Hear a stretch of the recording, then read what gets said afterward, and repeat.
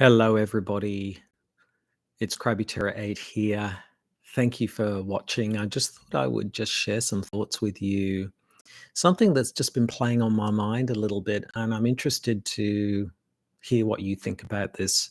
And I just want to preface my comments by saying this is by no means about criticism of Arkham Horror, the card game, which I absolutely love. And it's nowhere at all a criticism of the way people play the game either. It's none of those things. But I just feel like there's a bit of a dilemma. And it came about because I noticed that apparently looking on Discord and things, that Forgotten Age is being reappraised by a lot of people and is seen as a lot more positive than it perhaps was when it came out. And it was sort of seen as overly difficult. I think that people feel that the challenge of the Forgotten Age and the epic aspects of it, and I myself have reappraised it as well, and I think it's really fantastic.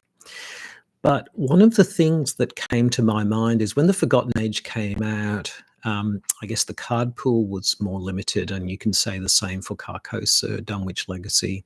It's a much more limited card pool, whereas today, the card pool for Arkham Horror, the card game, is just incredibly huge.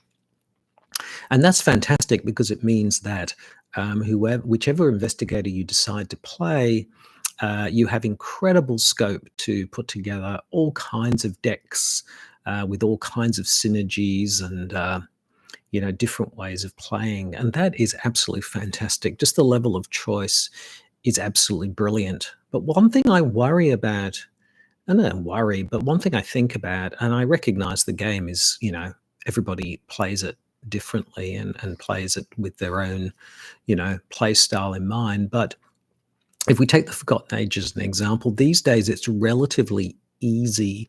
If you really want to, you can put a deck together even at the sort of the base level, starting level, which has, lots of synergies and lots of different kind of, engines and combinations which make for a very powerful deck.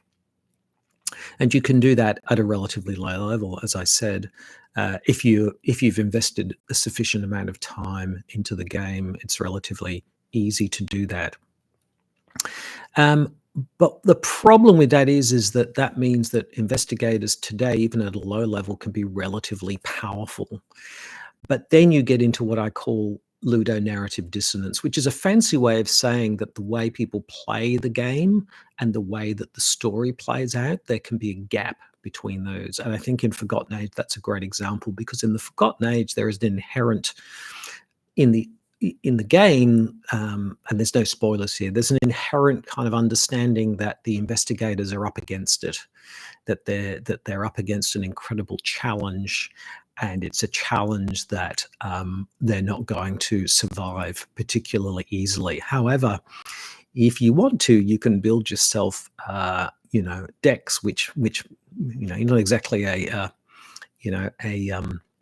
superhuman, but allow you incredibly powerful abilities, which kind of nerf a lot of those aspects of the game. So what can happen is that the gap between what the narrative is saying and how you're playing the game can widen, and to the point where there's really a disconnect between what the narrative is saying and what you're actually managing to achieve in the Forgotten Age. And I worry in Arkham Horror, the card game, as the card pool gets just incredibly big, that there's more and more of those instances where you can get this dissonance between the way the game is played and the way that the narrative goes along. Because a lot of horror, and particularly Lovecraftian horror, is the idea that human beings are relatively weak, are relatively subject to damage and sanity. But of course, everybody wants to play the game to win and to do well. So this can lead to this kind of tension. Now, I know that there's taboos, and you can enact taboos, and you can put all kinds of guardrails in place to kind of mitigate that. So it's not like other card games like Magic the Gathering, I suppose, where you have to kind of enforce particular rules to manage the card pool. But I'm just interested to hear what you all think about that. Am I just on the wrong track here? It doesn't really matter, Or is this something that's becoming increasingly something you've noticed when playing the game? Um, Particularly with those more early campaigns, that they're becoming relatively easy, even the Forgotten Age, if you like. I'm interested to hear what you think about that. It was just something that came to me, and like I said, this is not a criticism of the game at all. Its success is because it's such an awesome game, and it's so flexible in the way that you can choose to play. So it's not about that, and it's not about individuals and the way they play the game. We can all play the game however we want. So it's not about that as well, but it's just more about how that tension I'm interested in between the narrative and the way that we play the game, and how that might be changing over time.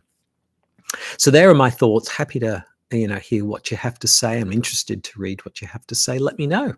But until then, I'm Krabby Terror 8. It was great chatting with you, and see you later. Bye.